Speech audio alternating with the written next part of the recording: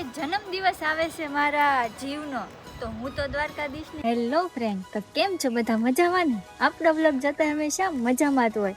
તો હું આવી ગયું છે એક નવા લોકેશન, અને આ ક્યાંનું લોકેશન છે કોમેન્ટ કરીને કહી દેજો. જેને જોયું હોય છે આવી ગયા છે અને ખ્યાલ જ હશે કે આ લોકેશન ક્યાંનું છે, કેમ કે હું અહીંયા ફર્સ્ટ વાર આવી છું. હું અત્યારે નહીં કહું આ લોકેશનનું નામ, તમે આખો વિડીયો જોજો એટલે તમને ખ્યાલ આવી જાય. અને હા, છેલ્લે તમને ખબર પડી જાય કે આ લોકેશન ક્યાંનું છે, અને જે નથી આવ્યા એના માટે ખાસ છે. અહીંયાની લોકેશનની વાત કરું તો એકદમ નેચરલ લાઈફ છે. અને જો અહીંયા હું તો આવી હતી રીલ શૂટ કરવા, પણ મને તેમ થઈ છે કે હું અહીંયા બેસી જ રહું, એટલી શાંતિ છે.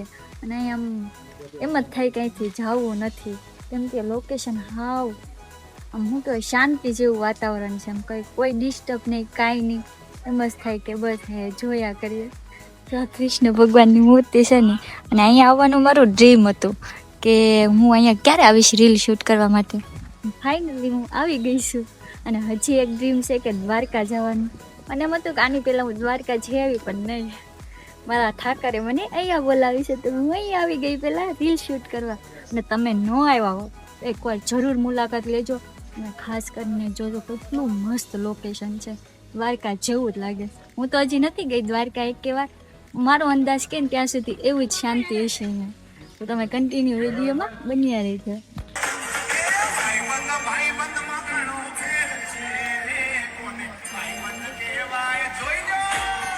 કે જન્મદિવસ આવે છે મારા જીવનો, તો હું તો દ્વારકાધીશને એટલી જ પ્રાર્થના કરીશ કે હસતો રાખજો ચહેરો એમનો, ને એમના ભાગનું દુઃખ મને આપજો.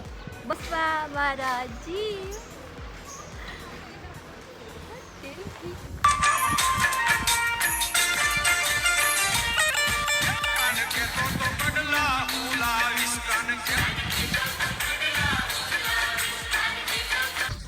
તો ફાઇનલી મિત્રો આપણું રીલ શૂટ થઈ ગયું છે, અને નાસ્તો પણ કરી લીધો છે. તો હવે અમે નીકળશું.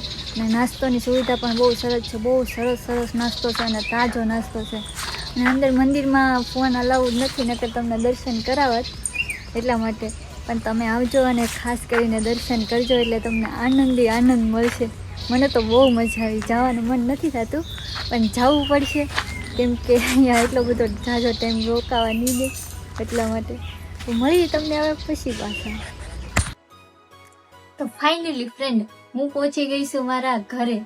અને સોરી ફ્રેન્ડ, કેમ કે મારે ત્યાં શૂટ ના લેવાનું એનું કારણ હતું કે મારો ફોન સ્વિચ ઓફ થઈ ગયો હતો, અને હારવાર પાવર બેંકમાં ચાર્જિંગ પૂરું થઈ ગયું હતું, એટલે મારા ફોનમાં ચાર્જિંગ ના થયું, ને એના કારણે હું ત્યાં શોટ ના લઈ શકી વ્લોગિંગનું.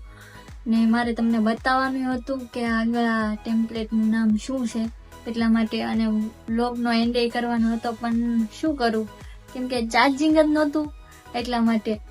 તો કાંઈ નહીં, હવે આપણે નેક્સ્ટ ટ્રીપમાં તમને બધી સુવિધા પહેલેથી સારી કરીને રાખશું, કેમ કે આમ પ્રોબ્લેમ ન થાય. પ્રોબ્લેમ ચાર્જિંગના લીધે આવ્યો હતો કે પૂરું થઈ ગયું, હવે ક્યાં કરવા જવું ચાર્જિંગ.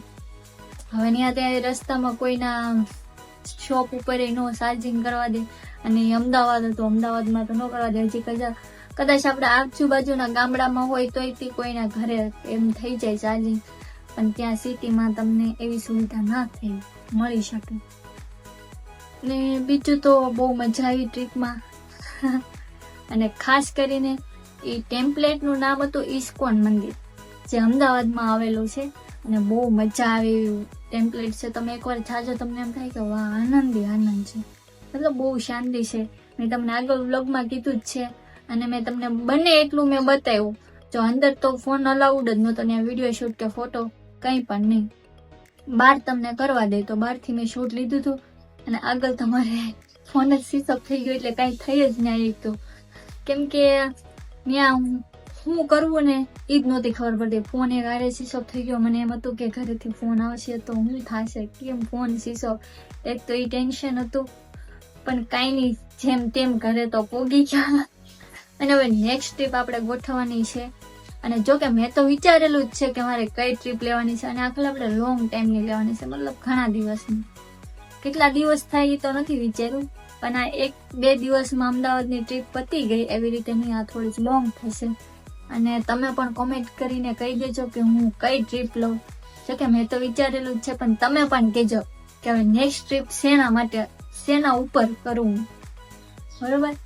અને જો તમને મારો વિડીયો ગમતો હોય લાઈક, શેર અને સબસ્ક્રાઇબ કરી દેજો. આવા નવા વિડીયો આવતા રહે. જોકે અહીંયા તો રૂમે તળાજ આવે તો હું એકલી પડી ગઈ, ભાઈ બહેન તે ગામડે વહી ગયા, હું અહીંયા એક જ છું, એટલે અહીંના વ્લોગિંગ ઓછું આવે કેમ કે હું એક જ હોય. એટલે મારે લેવાની છે બહાર લોંગ ટ્રીપના વ્લોગ, એટલે તમે જોવાનું ભૂલતા નહીં. અને નવા હોય તો ચેનલને લાઈક, શેર અને સબસ્ક્રાઇબ કરી દેજો. તો મળશું તમને હવે નેક્સ્ટ વ્લોગમાં એટલે લોંગ ટ્રીપમાં. ત્યાં સુધી બાય બાય ફ્રેન્ડ્સ.